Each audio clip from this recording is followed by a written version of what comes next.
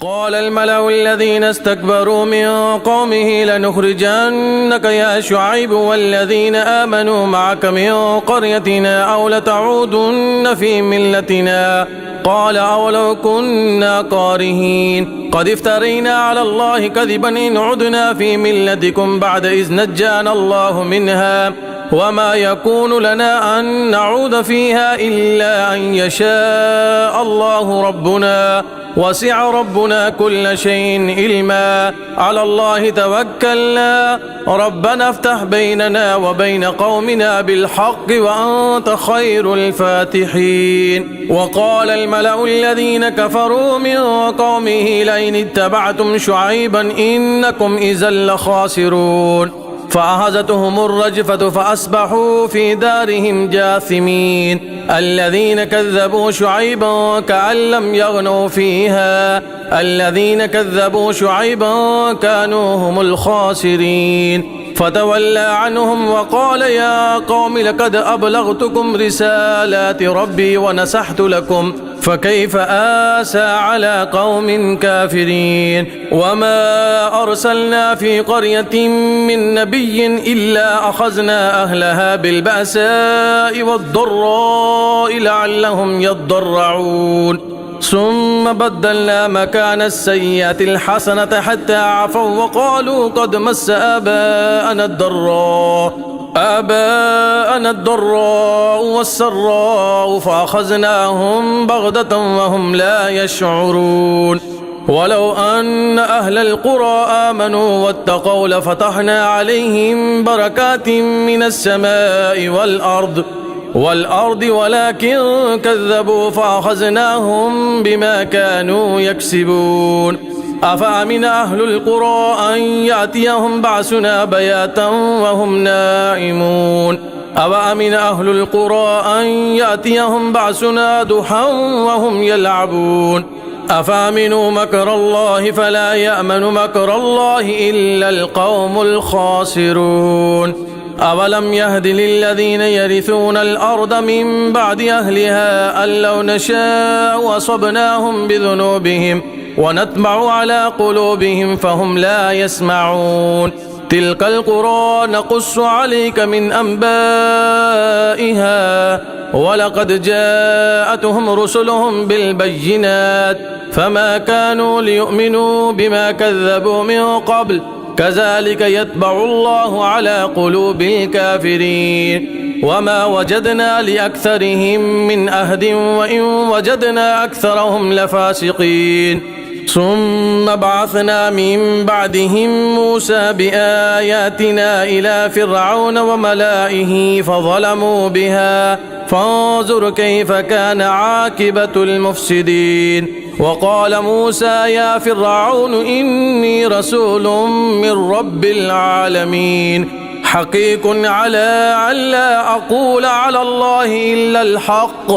قد جئتكم ببينة من ربكم فأرسل معي بني إسرائيل قال إن كنت جئت بآية فأت بها إن كنت من الصادقين فألقى عصاه فإذا هي ثعبان مبين ونزع يده فإذا هي بيضاء للناظرين قال الملأ من قوم فرعون إن هذا لساحر عليم يريد أن يخرجكم من أرضكم فماذا تأمرون قالوا أرجه وأخاه وأرسل في المدائن حاشرين يأتوك بكل ساحر عليم وجاء السحرة فرعون قالوا إنا لنا لأجرا إن كنا نحن الغالبين قال نعم وإنكم لمن المقربين قالوا يا موسى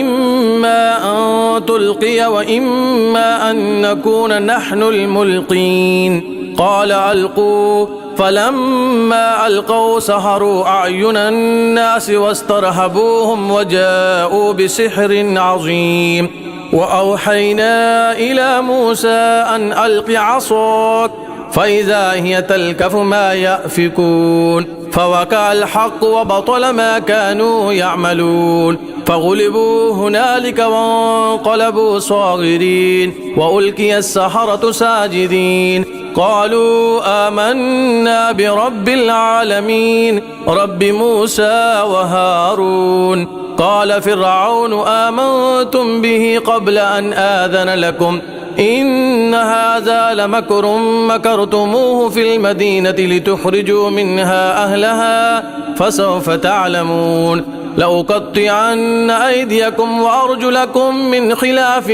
ثم لأصلبنكم أجمعين قالوا إنا إلى ربنا منقلبون وما تنقم منا إلا أن آمنا بآيات ربنا لما جاءتنا ربنا أفرغ علينا صبرا وتوفنا مسلمين وقال الملأ من قوم فرعون أتذر موسى وقومه ليفسدوا في الأرض ويذرك وآلهتك قال سنقتل أبناءهم ونستحيي نساءهم وإنا فوقهم قاهرون قال موسى لقومه استعينوا بالله واصبروا إن الأرض لله يورثها من يشاء من عباده والعاقبة للمتقين قالوا أوذينا من قبل أن تأتينا ومن بعد ما جئتنا قال عسى ربكم أن يهلك عدوكم ويستخلفكم في الأرض فينظر كيف تعملون ولقد أخذنا آل فرعون بالسنين ونقص من الثمرات لعلهم يذكرون فإذا جاءتهم الحسنة قالوا لنا هذه وإن تصبهم سيئة يطيروا بموسى ومن معه ألا إنما طائرهم عند الله ولكن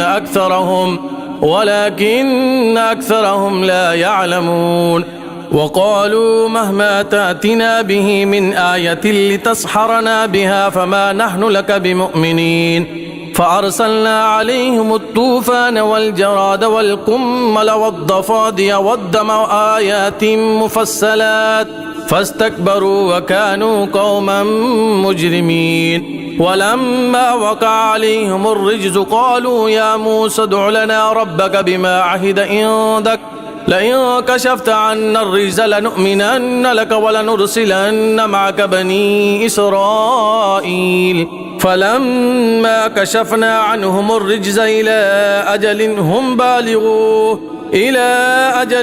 بالغوه إذا هم ينكثون فانتقمنا منهم فأغرقناهم في اليم بأنهم كذبوا بآياتنا وكانوا عنها غافلين وأورثنا القوم الذين كانوا يستضعفون مشارق الأرض ومغاربها التي باركنا فيها وتمت كلمة ربك الحسنى على بني إسرائيل بما صبروا ودمرنا ما كان يصنع فرعون وقومه وما كانوا يعرشون وجاوزنا ببني إسرائيل البحر فأتوا على قوم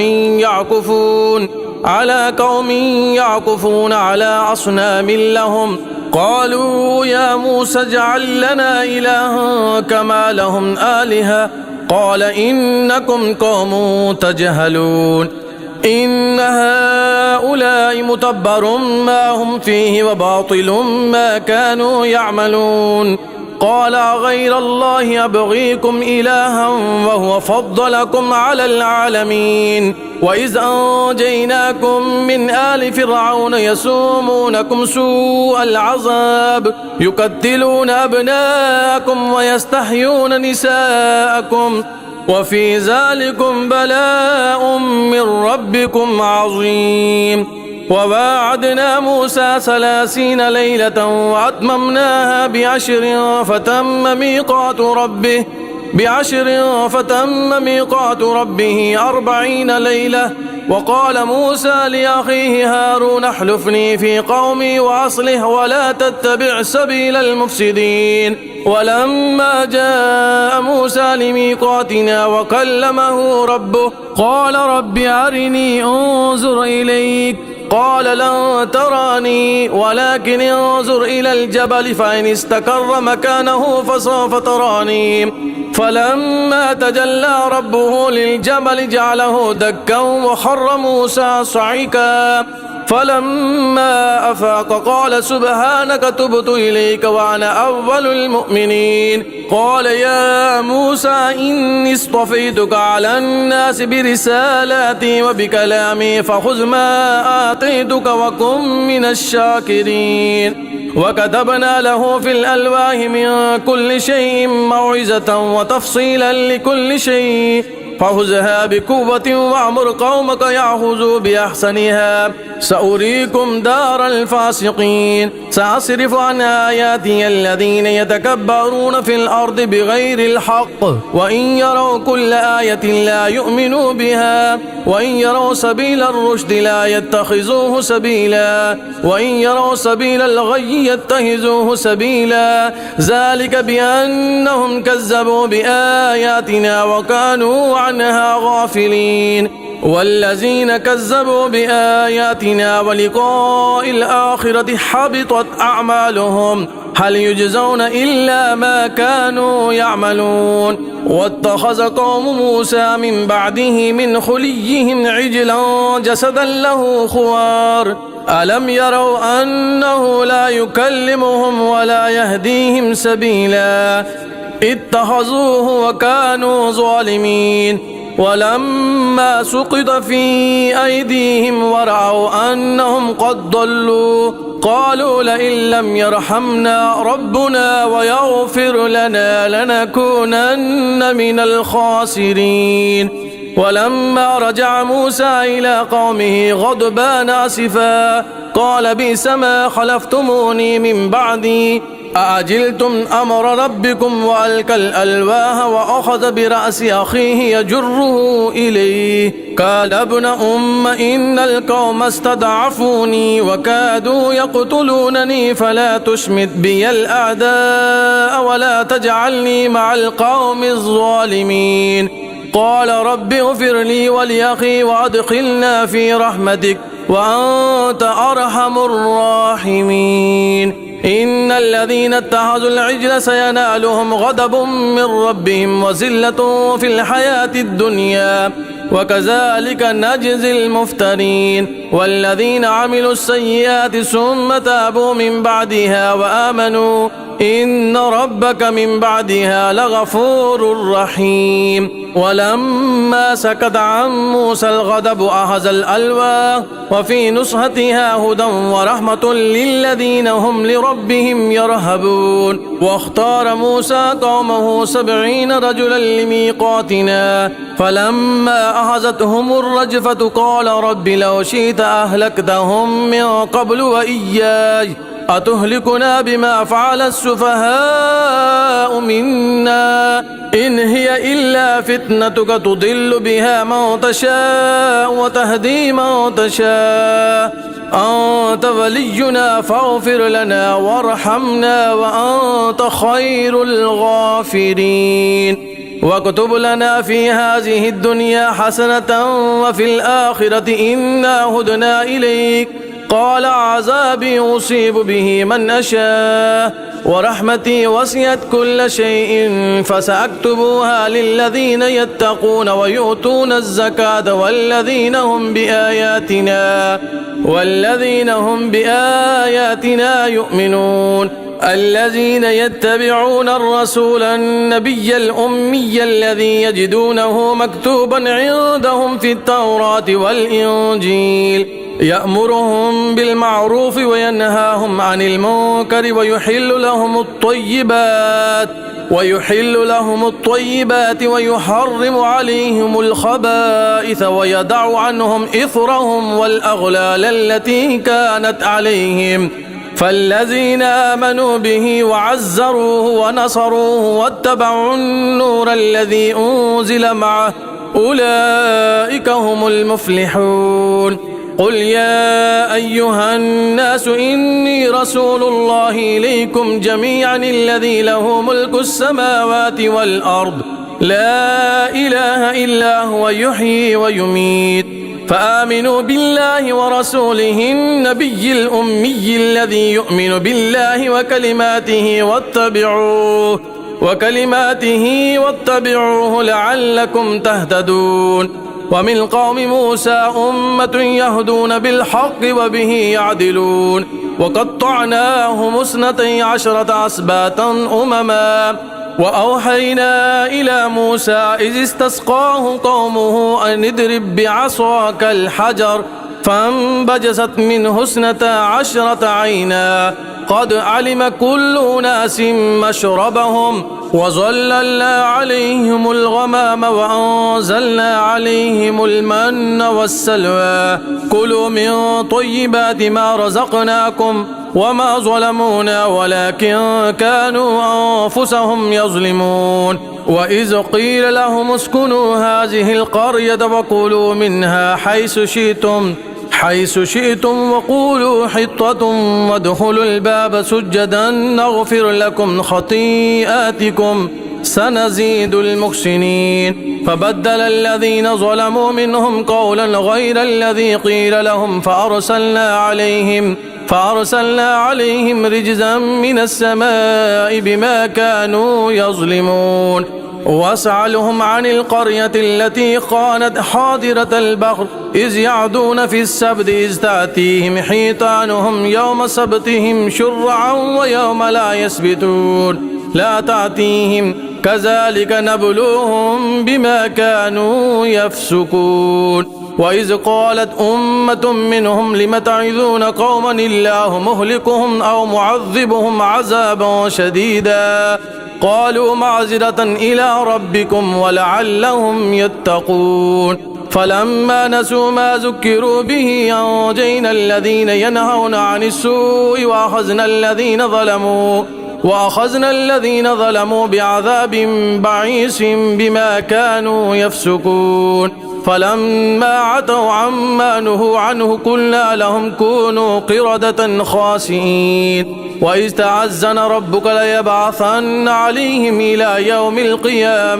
إلى يوم القيامة من يسومهم سوء العذاب إن ربك لسريع العقاب وإنه لغفور رحيم. وقطعناهم في الأرض أمما منهم الصالحون ومنهم دون ذلك وبلوناهم بالحسنات والسيئات لعلهم يرجعون. فخلف من بعدهم خلف ورثوا الكتاب يأخذون عرض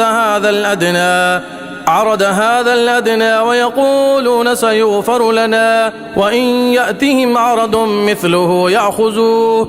ألم يؤخذ عليهم ميثاق الكتاب ألا يقولوا على الله إلا الحق ودرسوا ما فيه والدار الآخرة خير للذين يتقون أفلا تعقلون. والذين يمسكون بالكتاب وأقاموا الصلاة إنا لا نضيع أجر المصلحين. وإذ نطقنا الجبل فوقهم كأنه ذلة وظنوا أنه واقع بهم خذوا ما آتيناكم بقوة واذكروا ما فيه لعلكم تتقون. وإذ أخذ ربك من بني آدم من ظهورهم ذريتهم وأشهدهم على أنفسهم ألست بربكم قالوا بلى شهدنا أن تقولوا يوم القيامة إنا كنا عن هذا غافلين أو تقولوا إنما أشرك آباؤنا من قبل وكنا ذرية من بعدهم أفتهلكنا بما فعل المبطلون.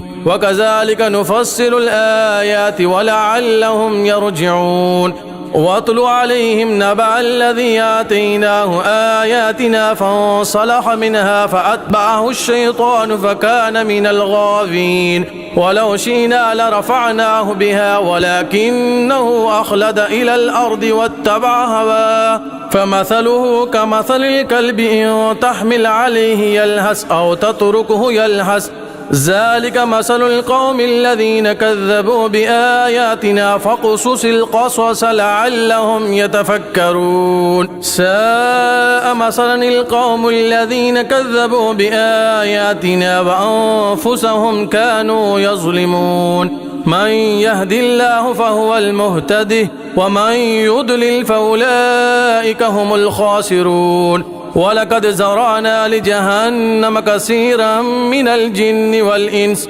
لهم قلوب لا يفقهون بها ولهم أعين لا يبصرون بها ولهم آذان لا يسمعون بها أولئك كالأنعام بل هم أضل أولئك هم الغافلون ولله الأسماء الحسنى فادعوه بها وذروا الذين يلحدون في أسمائه سيجزون ما كانوا يعملون وممن خلقنا أمة يهدون بالحق وبه يعدلون والذين كذبوا بآياتنا سنستدرجهم من حيث لا يعلمون وأملي لهم إن كيدي متين أولم يتفكروا ما بصاحبهم من جنة إن هو إلا نذير مبين أولم ينظروا في ملكوت السماوات والأرض وما خلق الله من شيء وأن عسى أن يكون قد اقترب أجلهم فبأي حديث بعده يؤمنون من يضلل الله فلا هادي له ويذرهم في طغيانهم يعمهون يسألونك عن الساعة أيان مرساها قل إنما علمها عند ربي لا يجليها لوقتها إلا هو ثقلت في السماوات والأرض لا تأتيكم إلا بغتة يسألونك كأنك حفي عنها قل إنما علمها عند الله ولكن أكثر الناس لا يعلمون قل لا أملك لنفسي نفعا ولا ضرا إلا ما شاء الله ولو كنت أعلم الغيب لاستكثرت من الخير وما مسني السوء إن أنا إلا نذير وبشير لقوم يؤمنون هو الذي خلقكم من نفس واحدة وجعل منها زوجها ليسكن إليها فلما تغشاها حملت حملا خفيفا فمرت به فلما أثقلت دعوا الله ربهما لئن آتيتنا صالحا لنكونن من الشاكرين فلما آتاهما صالحا جعلا له شركاء فيما آتاهما فتعالى الله عما يشركون أيشركون ما لا يخلق شيئا وهم يخلقون ولا يستطيعون لهم نصرا ولا أنفسهم ينصرون وإن تدعوهم إلى الهدى لا يتبعوكم سواء عليكم أدعوتموهم أم أنتم صامتون إن الذين تدعون من دون الله عباد أمثالكم فادعوهم فليستجيبوا لكم إن كنتم صادقين ألهم أرجل يمشون بها أم لهم أيدي يبطشون بها أم لهم أعين يبصرون بها أم لهم آذان يسمعون بها قل ادعوا شركاءكم ثم كيدون فلا تنظرون إن وليي الله الذي نزل الكتاب وهو يتولى الصالحين والذين تدعون من دونه لا يستطيعون نصركم ولا أنفسهم ينصرون وإن تدعوهم إلى الهدى لا يسمعوا وتراهم ينظرون إليك وهم لا يبصرون خذ العفو وأمر بالعرف وأعرض عن الجاهلين وإما ينزغنك من الشيطان نزغ فاستعذ بالله إنه سميع عليم إن الذين اتقوا إذا مسهم طائف من الشيطان تذكروا فإذا هم مبصرون وإخوانهم يمدونهم في الغي ثم لا يقصرون وإذا لم تأتهم بآية قالوا لولا اجتبيتها قل إنما أتبع ما يوحى إلي من ربي هذا بصائر من ربكم وهدى ورحمة لقوم يؤمنون وإذا قرئ القرآن فاستمعوا له وأنصتوا لعلكم ترحمون واذكر ربك في نفسك تضرعا وخيفة ودون الجهر من القول بالغدو والآصال ولا تكن من الغافلين إن الذين عند ربك لا يستكبرون عن عبادته ويسبحونه وله يسجدون بسم الله الرحمن الرحيم يسألونك عن الأنفال قل الأنفال لله والرسول فاتقوا الله وأصلحوا ذات بينكم وأطيعوا الله ورسوله إن كنتم مؤمنين إنما المؤمنون الذين إذا ذكر الله وجلت قلوبهم وإذا تليت عليهم آياته زادتهم إيمانا وعلى ربهم يتوكلون الذين يقيمون الصلاة ومما رزقناهم ينفقون أولئك هم المؤمنون حقا لهم درجات عند ربهم ومغفرة ورزق كريم كما أخرجك ربك من بيتك بالحق وإن فريقا من المؤمنين لكارهون يجادلونك في الحق بعدما تبين كأنما يساقون إلى الموت وهم ينظرون وإذ يعدكم الله إحدى الطائفتين أنها لكم وتودون أن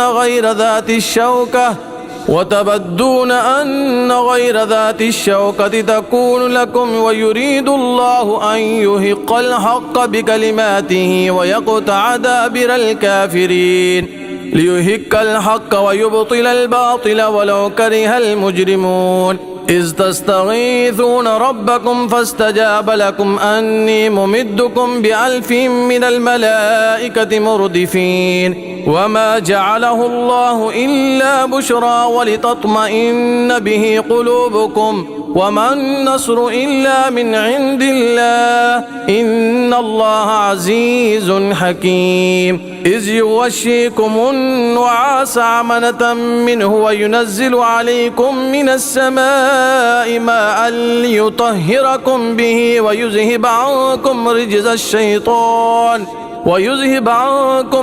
الشيطان وليربط على قلوبكم ويثبت به الأقدام إذ يوحي ربك إلى الملائكة أني معكم فثبتوا الذين آمنوا سألقي في قلوب الذين كفروا الرعب فاضربوا فوق الأعناق واضربوا منهم كل بنان ذلك بأنهم شاقوا الله ورسوله ومن يشاكك الله ورسوله فإن الله شديد العقاب ذلكم فذوقوه وأن للكافرين عذاب النار يا أيها الذين آمنوا إذا لقيتم الذين كفروا زحفا فلا تولوهم الأدبار ومن يولهم يومئذ دبره إلا متحرفا لقتال أو متحيزا إلى فئة فقد باء بغضب من الله ومأواه جهنم وبئس المصير فلم تقتلوهم ولكن الله قتلهم وما رميت إذ رميت ولكن الله رمى وليبلي المؤمنين منه بلاء حسنا إن الله سميع عليم ذلكم وأن الله موهن كيد الكافرين إن تستفتحوا فقد جاءكم الفتح وإن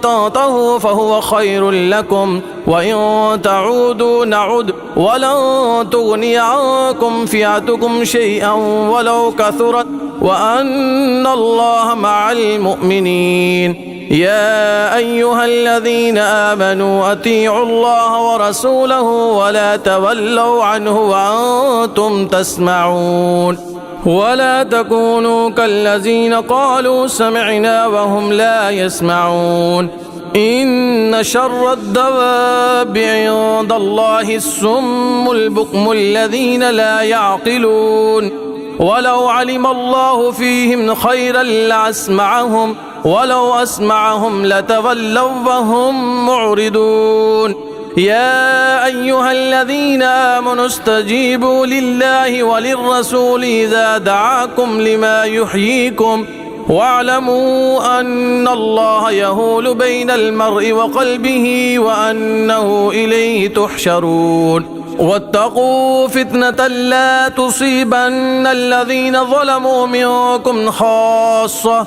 واعلموا أن الله شديد العقاب واذكروا إذ أنتم قليل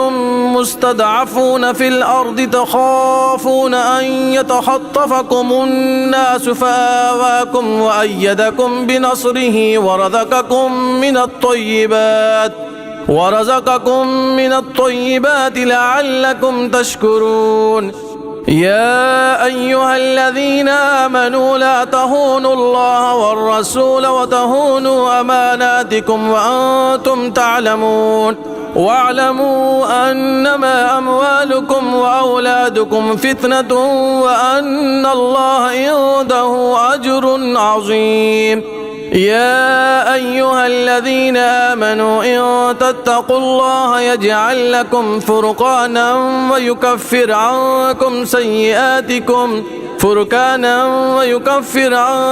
سيئاتكم ويغفر لكم والله ذو الفضل العظيم وإذ يمكر بك الذين كفروا ليثبتوك أو يقتلوك أو يخرجوك ويمكرون ويمكر الله والله خير الماكرين وإذا تتلى عليهم آياتنا قالوا قد سمعنا لو نشاء لقلنا مثل هذا إن هذا إلا أساطير الأولين وإذ قالوا اللهم إن كان هذا هو الحق من عندك فأمطر علينا حجارة من السماء أو ائتنا بعذاب عليم وما كان الله ليعذبهم وأنت فيهم وما كان الله معذبهم وهم يستغفرون وما لهم ألا يعذبهم الله وهم يصدون عن المسجد الحرام وما كانوا أولياءه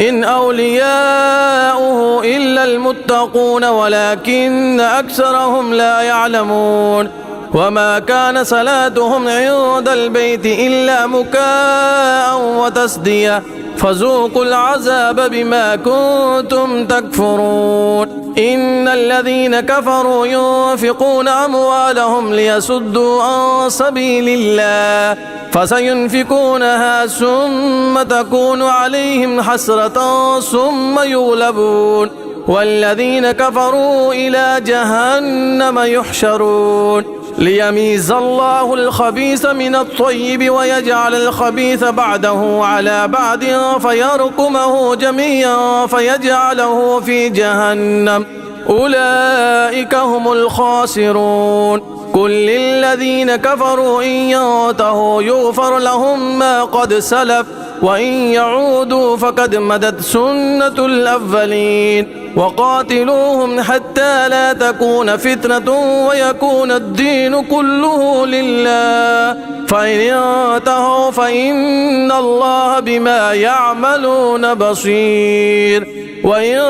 تولوا فاعلموا أن الله مولاكم نعم المولى ونعم النصير.